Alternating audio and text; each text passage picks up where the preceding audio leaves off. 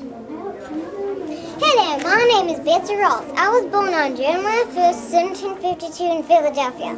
I have 16 brothers and sisters. My husband is John Ross. He was a soldier in the Revolutionary War. He died on January 30th, 1776. In May of that year, I met my friend George Washington, Robert Morse, and George Ross, my late husband's uncle. They asked me to sign mountain flag with 30 stars with the Continental Army. I also saved many soldiers' uniforms. I died at the age of 84, 1836. Hi, my name is Anne Frank. I was born June 12, 1929 in Frankfurt, Germany. My family moved to Amsterdam the year the Nazis took control of Germany. On my 13th birthday, my parents bought me an autograph book, which I used for my diary.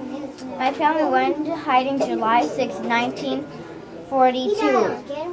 While hiding from Nazis, I wrote in my diary to pass time since we had to be quiet all day. I wrote about my hopes and dreams along with the challenges we faced. I tried to being a journalist someday. August 4th, 1944. 2 years after going to hiding, the Nazis found us and moved us to concentration camps. I ended up in Bergen-Belsen, where I later died in early March 1945 at the age of 15 of typhus. My father was the only survivor who later found my diary. Filmed my dream by polishing it. Hello, I am Nefertiti. I'm the great royal wife of the Egyptian pharaoh Akhenaten. By the 12th year of his reign, there is evidence that I have been raised to the status of co-regent, which is an equal in status to the pharaoh. By the 14th year of my husband's reign, I disappeared from historical record. There is no word of me after that. I most likely die of natural causes or sudden plagues throughout the sea. Check out your necklace.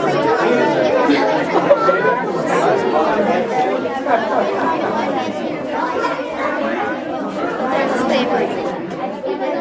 In 1852, I joined a women's rights convention held in Seneca Falls, New York. Then until the end of the Civil War, I campaigned door to door in legislatures and in meetings for the two causes of slavery and women's rights. In 1865, I began my battle on the content of the 14th and 15th Amendments, hoping to gain the right to vote for women.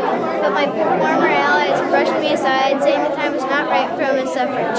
In 1872, 15 of their comrades and me became the first women ever to vote in the presidential race.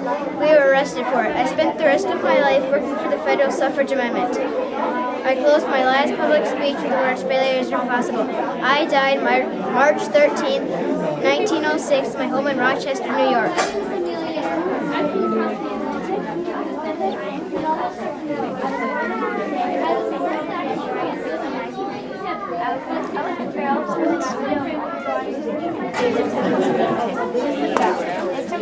Hello there. My name is Manfred von Richthofen, but you probably know me better as the Red Baron.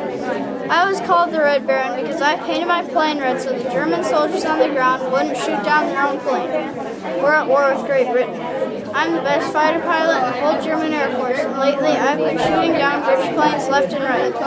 In one sortie over France, I was shot in the head and paralyzed for about a minute. After I returned to my senses, I knew I couldn't stay in the air any longer.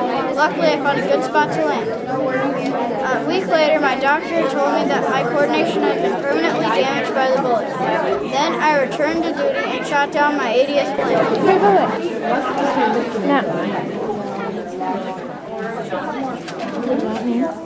I don't know what that means. Sorry. Okay. Go ahead, Ruby. I am Nefertari. I was one of the wives of Ramses the Great during the 9th dynasty. I had many titles such as Great of Praises, Sweet of Love, Lady of Grace, and many others. I had 6 sons and 4 daughters. By looking at all the monuments constructed, you see that it was pretty evident I was of high importance. I also may have had a major political influence on Egypt. Ramses also dedicated a temple to me called Abu Simbel. This temple is located south of Aswan near the Second Cataract of the Nile. I am Cleopatra. I was born in Alexandria sometime in January 69 BC. I was an intelligent pharaoh but was a Macedonian, though I was worshipped by the Egyptians as a descendant of a god. I began my rule with my brother. Later I fought alongside Julius Caesar to keep the Romans from Egypt and other countries. I was captured by Octavian, who later changed his name to Caesar Augustus, in order to be displayed as a slave. I was treated well, but rather than being humiliated, I killed myself by allowing an asp, a poisonous type of snake, to bite me. I died on August 12, 39 BC. I was the last pharaoh of Egypt. Many believe I brought the downfall of Egypt by committing suicide.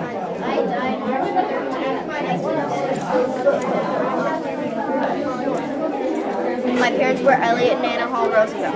When I was 14, I met my cousin Franklin D. Roosevelt. We were fifth cousins once removed. We got married on St. Patrick's Day, March 17, 1905 in New York City. We had 6 children.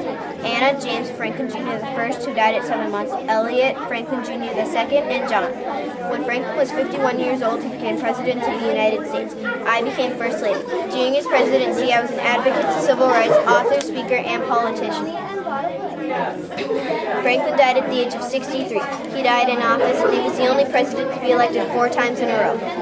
After my husband's death, I still was an international author, speaker, politician, and an activist to the New Deal Coalition. I died November 7, 1962. Later, I got married to the King of France and helped make it the most wealthiest province in the Middle Ages. And I left the court and got imprisoned for 16 years. After my husband's death, I still was an international author, speaker, politician, and an activist to the New Deal Coalition. I died November 7, 1962.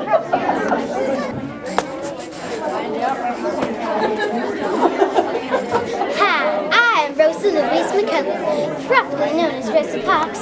I was born in Tuskegee, Alabama, 1913. I was arrested December 1st, 1955 for refusing to stand up on the orders of a bus driver.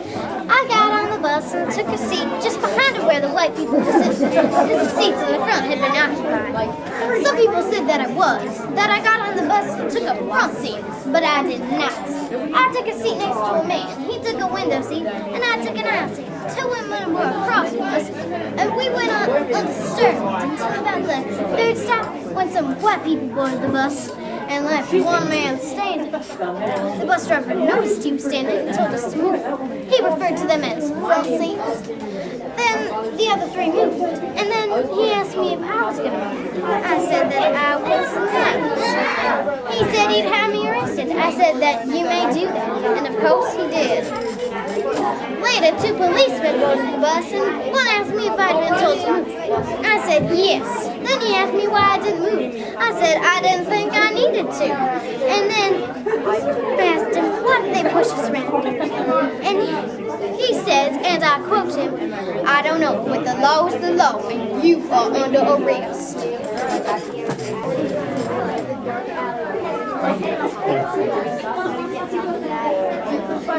I'm Jonah Park. I was born in France 1412. One day a voice came to me and said that I was going to save France. I thought the voice was God. When I was 17 years old, I had to go through Richard trials before I could help save France.